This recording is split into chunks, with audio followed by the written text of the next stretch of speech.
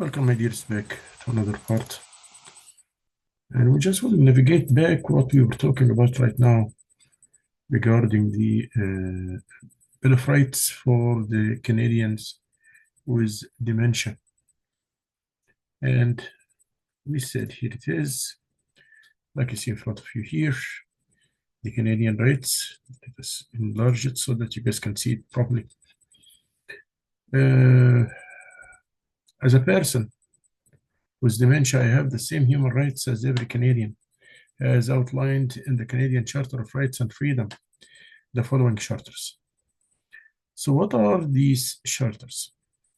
Make sure people with dementia know their rights, empower people with dementia to ensure the rights are protected and respected, and make sure that the people and organizations that support people with dementia know the rights as well.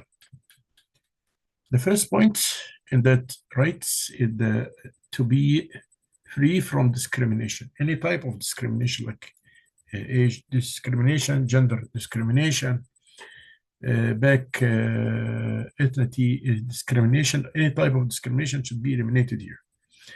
To benefit from all Canada's civics and legal rights, to participate in developing and implementing policies that affect my life, and to access support so that I can live as independently as possible and be encouraged as possible in my community. This helps me in what? It will help in what? Meet my physical, cognitive, social, and spiritual needs, get involved in community and civic opportunities and access opportunities for lifelong learning. So this was the fourth point. The fifth point is like here, like you see here right now,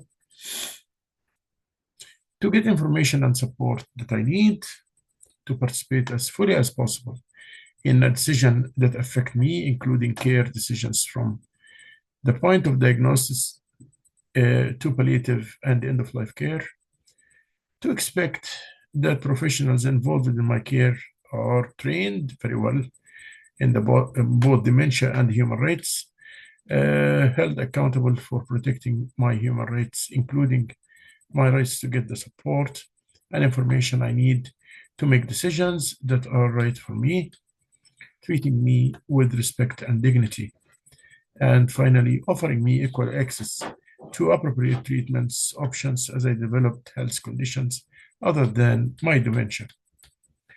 The seventh point and the last point here in the Charter of Rights for the Canadians who have or affected or developed dementia, to access effective complaints and appeal procedures when my rights are not protected, to respected. So I have the right to sue in the courts if I feel breaching of my rights as a person with dementia. This was the Charter of Rights for people with dementia and for the Canadians, which is directed into the Canadians. And we had a question in the previous part about this. We had a question regarding this. We were talking about the rights for people with dementia. And we mentioned it here. So we'll go now to the second part of our own presentation today. And like what you see here, all behaviors has meaning. Any behavior has a meaning. Since we are talking about the GPA or gentle persuasive approach for the dementia, so we are as PSW is expecting that everybody is having a behavior, even those who has dementia as well. The behavior has a meaning. Behavior can indicate an unmet needs. So as example, when a person trying to satisfy his own needs, in that case, he will behave. He will behave. So a behave is a meaning or indicate an unmet needs, because I'm behaving, as example, I'm moving to eat when I'm hungry to satisfy my physiological needs. And I'm just making relations so that I satisfy my social needs. with my beloved and all this. So I mean, this is for satisfying the social needs and so on. Behavior can be a response to an experience that a person is having as well. So there is a relationship between the behavior and the experience, something of experiencing something. For that reason, I behave accordingly. So the behavior, anybody's behavior is always motivated by his needs. And the needs, we have 5 patterns of needs. We have physiological needs, we have safety needs, we have social needs, and there's also esteem needs and self-actualization needs. That was expressed in Maslow's pyramid, of needs. And we will I will show you now Maslow's pyramids of needs, and we will talk about it. Just give me a sec.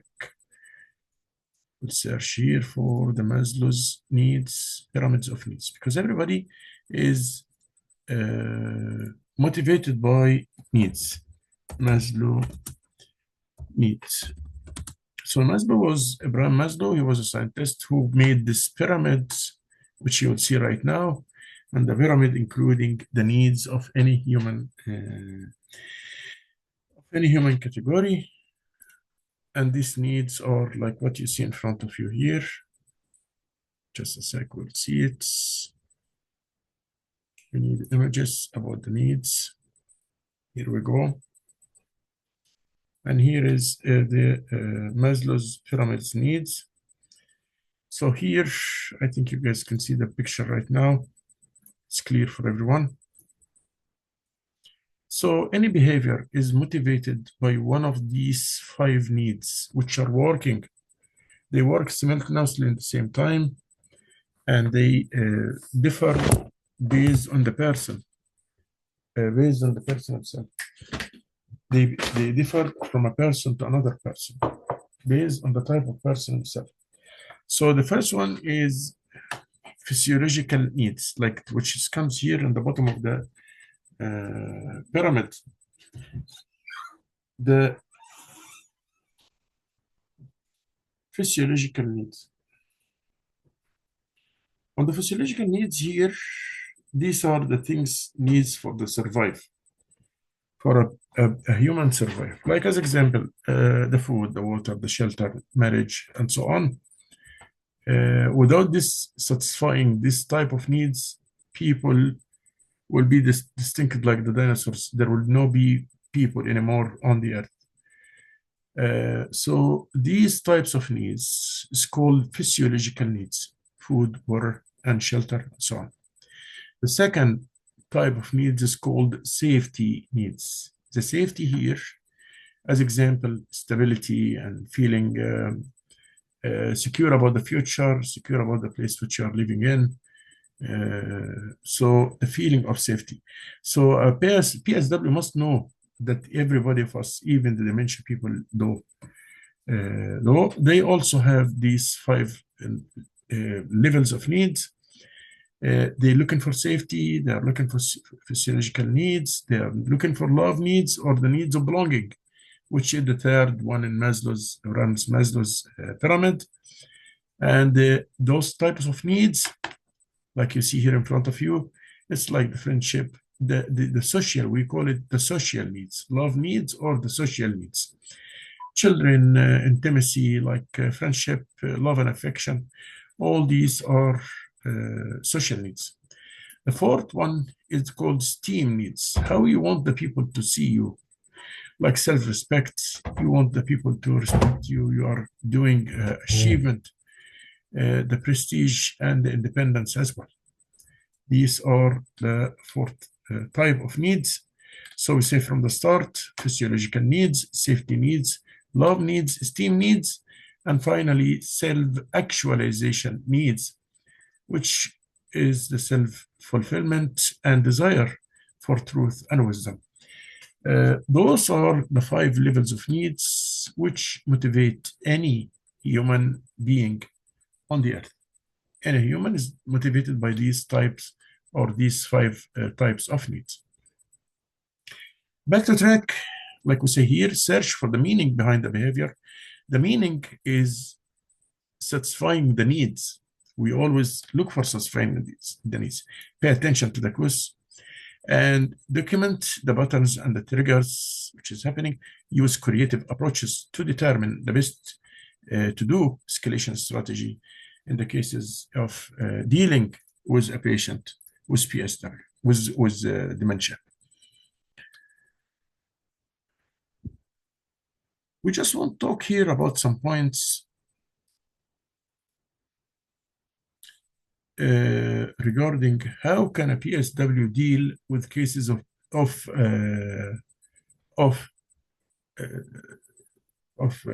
dementia, and how what the reaction when he's working with cases of dementia, how he will be reacting in all the cases and so on. That's what we will go to see on the next modules. But firstly, we have to know how do dementia progress, the progress of the dementia, the meaning of the dementia and the progress of the dementia, and that's what we will see on the next points. So a PSW has to watch the behavior of the patients with the dementia patients. So like here right now, we'll go to it here and go for here and see based on the type of dementia which we have and the stage, the PSW can watch and see what he can do. We have 3 stages. Usually there are 3 stages of dementia.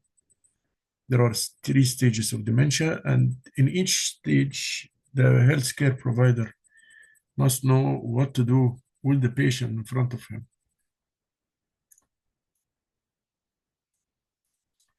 I'll just move forward right now and go into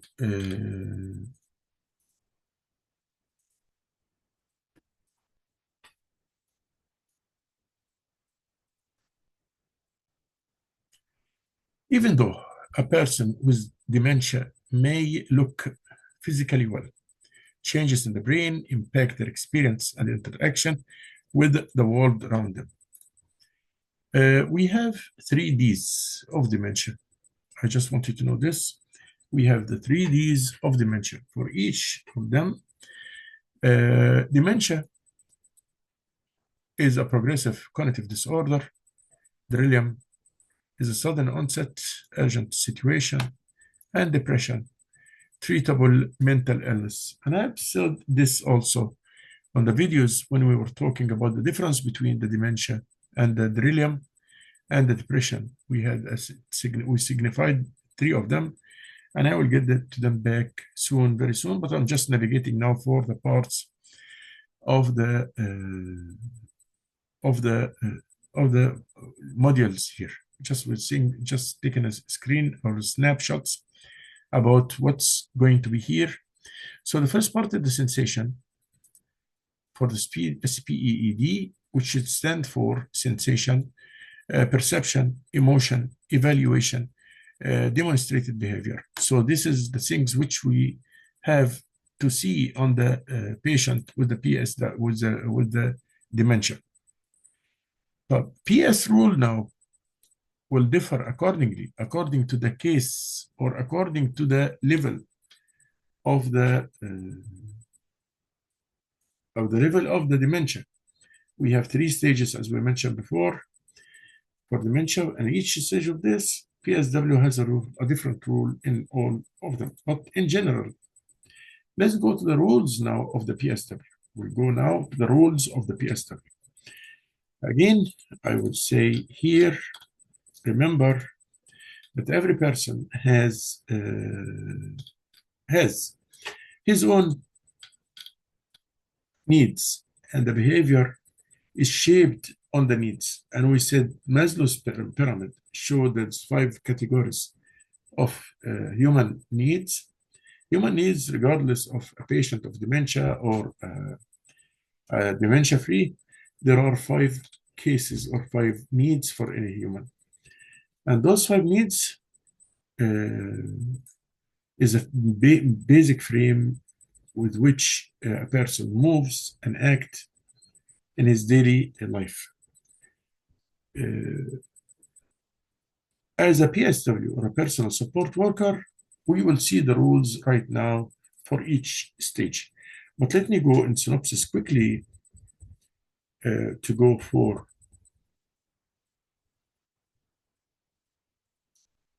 the basic needs of the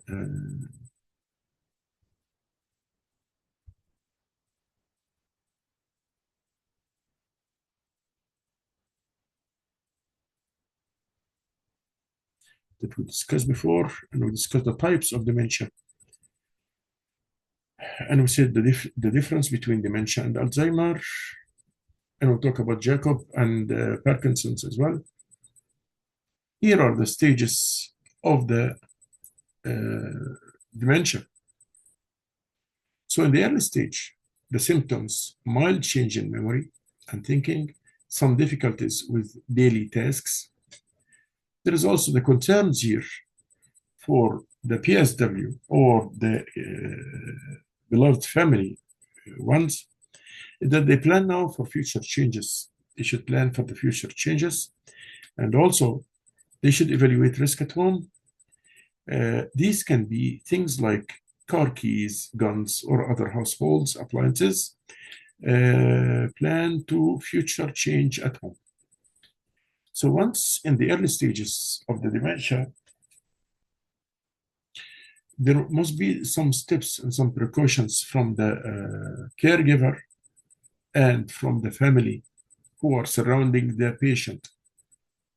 In the early stage, the symptoms are mild change in memory and thinking, some difficulties with daily tasks, some concerns here, the concerns of the family and the PSWs or the health caregiver is to plan for the future changes.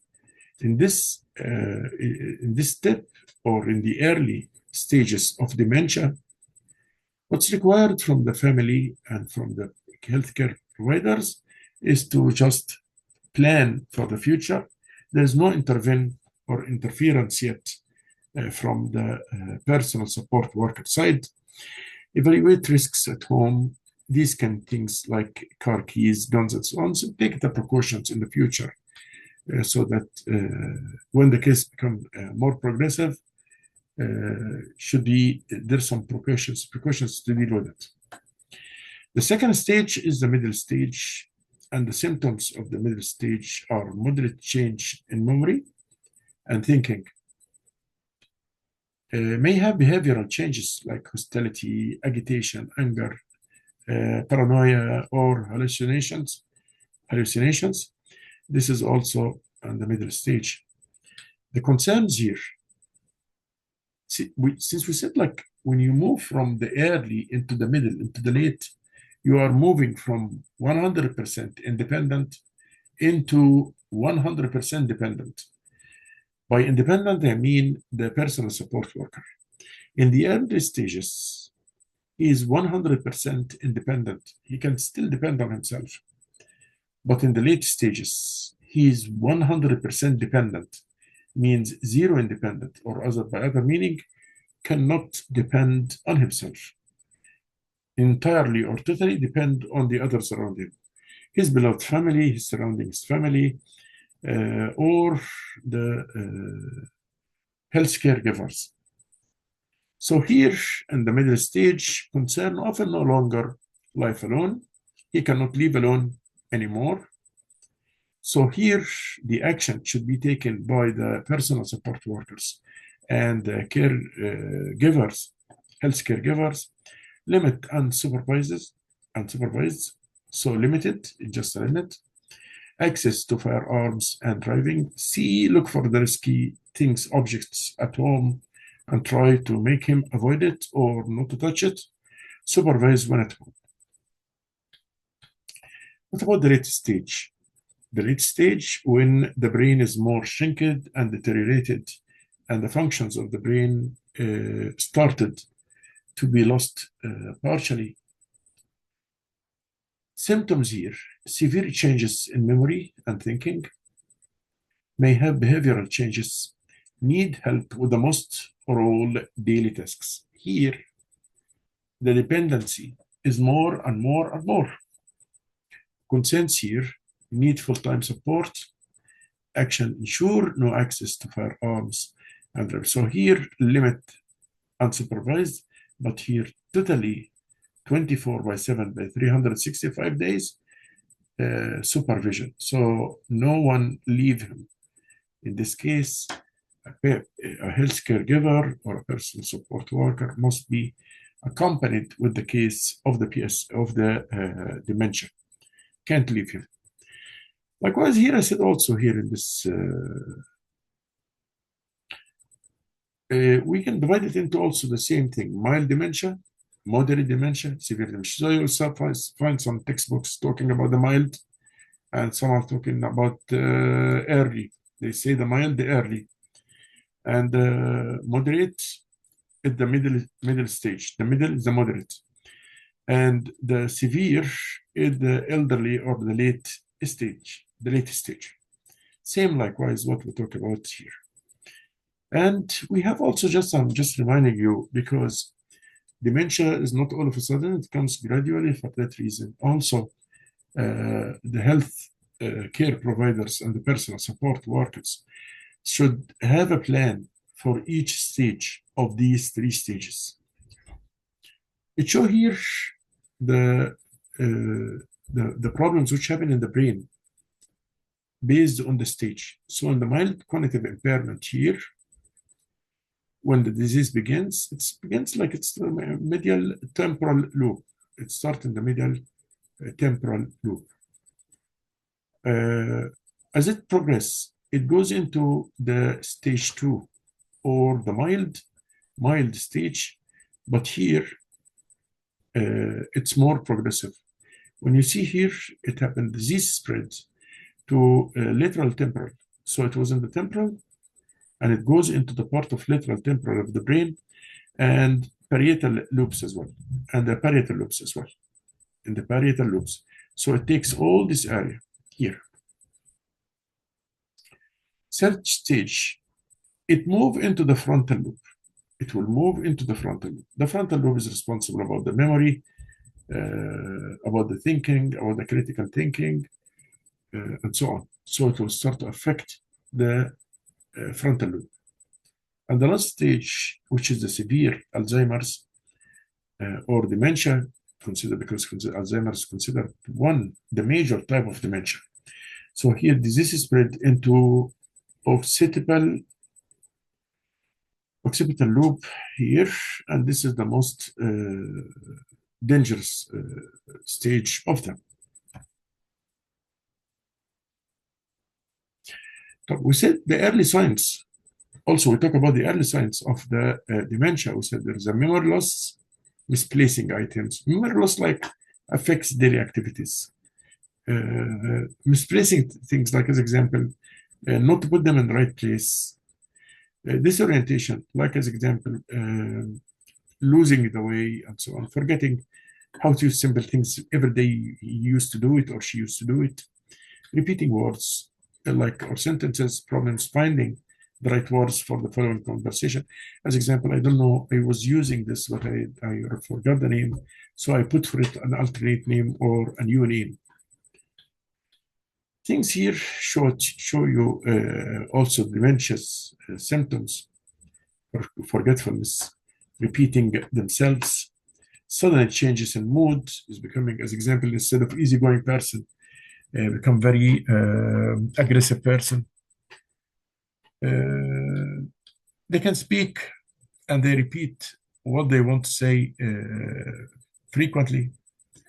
And there's also personality changes in the way they are thinking, and also on their own behavior. Like as example, isolated from the society, and they don't like to talk to people. They avoid being, or their social needs becomes lower in this level.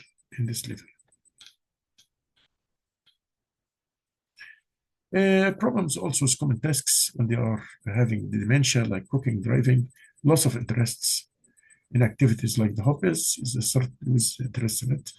Poor judgments, as example,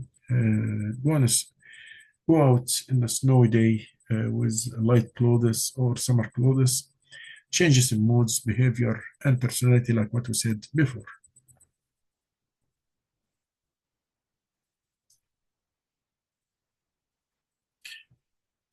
And we talk also about the signs of the progression of dementia. As example, forgetting English if it was the second language, forgetting recent events, the very recent one, simple directions, conversation, every day, like the clock, the radio, appointments, name of the family members, forget all this. Cursing or swearing, misplacing items, putting things in odd places. As example, put the teeth brush inside the stove or whatever. Having difficulty using debit cards and writing checks or balancing checkbooks. Giving away large amounts of money. Not recognizing or understanding numbers. Having difficulties following conversation, and having difficulties reading as well. So the apraxia also, there's what we know as apraxia, and this is one of the problems of the dementia, including impairment in daily life activities, distrusting others, being stubborn, withdrawing from society. This is the behavior, the changes in the behavior for the person with dementia.